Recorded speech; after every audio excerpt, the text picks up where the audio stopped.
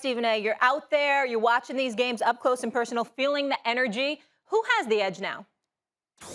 Right now, I think that, believe it or not, even though they're a game behind, I would tell you that Milwaukee has the edge, assuming that they play the way that they played last night. And what I mean by that is that when you had people like myself feeling like they were clueless, or when you had Kendrick Perkins being far more incendiary with his language about the idiocy that he was witnessing in front of Milwaukee Bucks, what we were talking about was the fact that this is a team that's bigger and significantly more physical that was not using it to their advantage. That wasn't the case last night.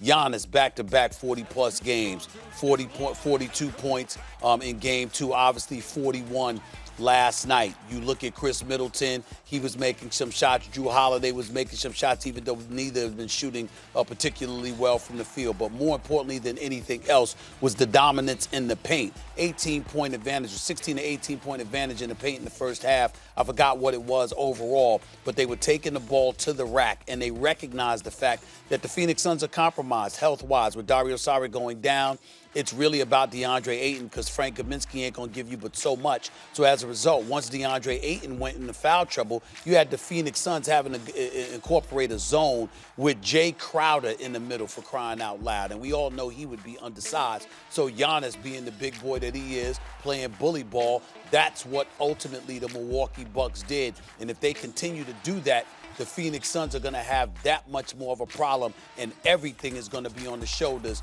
of the Devin Bookers and Chris Pauls of the world, because there's very little to nothing that they can do in the interior, particularly when DeAndre Ayton has to guard himself from getting into foul trouble. I got to start with, well, let me answer the question first, and I got to talk about Giannis for a second. Suns still have the advantage. You're not wrong about what you're saying, Stephen A. You know, if Saric isn't there, they don't have. You know, Ayton can wind up in foul trouble if Giannis is aggressive, and that changes things for sure. It changed it last night. Suns still have the advantage because they're up 2-1. They have a better starting five, and they have home court still. They still have the advantage. But I got to say something about Giannis, because a lot like Chris Paul, and you set it up. You're talking about Devin Booker and Giannis, but I'm looking at this in terms of the storyline. Chris Paul. Could you imagine if Chris Paul didn't win that Game 6, if they would have collapsed, lost the Game 7, every team he's on, they're up 3-1 and they collapse and Chris Paul can't get it done, and instead he totally flipped that script. Could you imagine if Giannis didn't have that performance last night? They get to the finals, but Game 4, he hyperextended his knee. They did it without him, right? They look better without him. Kendrick Perkins on this show talking about Middleton is Batman and Giannis is Robin. Could you imagine if they go down 0-3, because you'd obviously lose at that point? So the stakes were so high for Giannis, and he just did something no one since Shaq has done, no one except Shaq has ever done since we've been counting. 40-10 in consecutive finals games?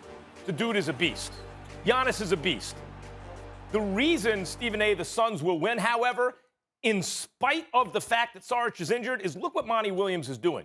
Remember the criticism of Doc, and I criticized Doc. Like, well, why are you – look at these rotations, 10 guys deep. You're in the playoffs. Monty Williams, and I played him like all the starters, 40 minutes each, and you got the better starters. So could foul trouble be a problem for Ayton? Sure.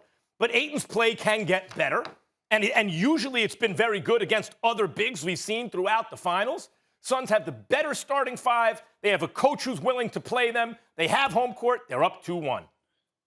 Well, first of all, I don't know if we can definitively say they have a better starting five. Certainly when we look at the way that CP3 and Devin Booker played in games 1 and 2, fine. But when you look at this is not LeBron with AD that we're talking about. This is not KD, Kyrie, and James Harden we're talking about. This isn't something like that. Chris Paul, we understand what he's been delivering in the postseason, and he deserves major, major credit. And he'll go down as one of the top point guards in the history of basketball. And Devin Booker has arrived in terms of the stud and the star that he is. But when you look at Giannis, and then you look at Middleton, and then you look at Drew Holiday, I'm not certain I'm willing to definitively say that this is a better, that the Phoenix Suns have the better starting five. Last night it didn't look that way, but games 1 and 2 it did look that way. So we see how this series could potentially go, and we understand that. In the end, what Phoenix has is a better perimeter, better perimeter play.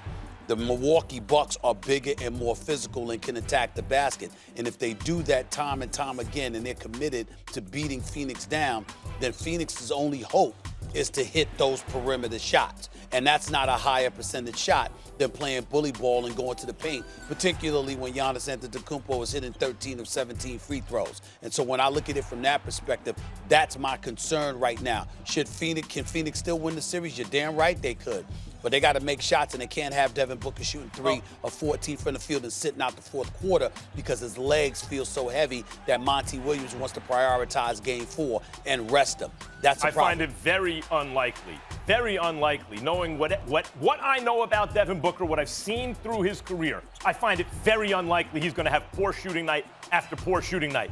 Chris Paul is the master of the mid-range. They have outside shooters. They have three-point shooters. DeAndre Ayton's a load inside. I mean, they just think about how it looks different when these two teams score.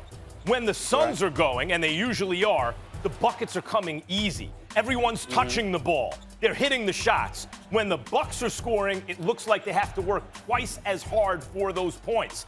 I'm not ruling the Bucks out. Not last night. Because they got last night's game. I can't rule them out, and they were energized by the hometown. There's no question about it. Home court really helped them. I'm not ruling them out. Until they win a game on the road, they can't win this series. And I wouldn't put it past Phoenix to come back and win Game 4 on the road and really cement home court. Well, neither would I. But let's engage in some hypotheticals here for a second, Max. If Milwaukee, which is incredibly conceivable, if Milwaukee wins Game 4 and ties this series up 2-2, then Game 5 is incredibly pivotal for Phoenix.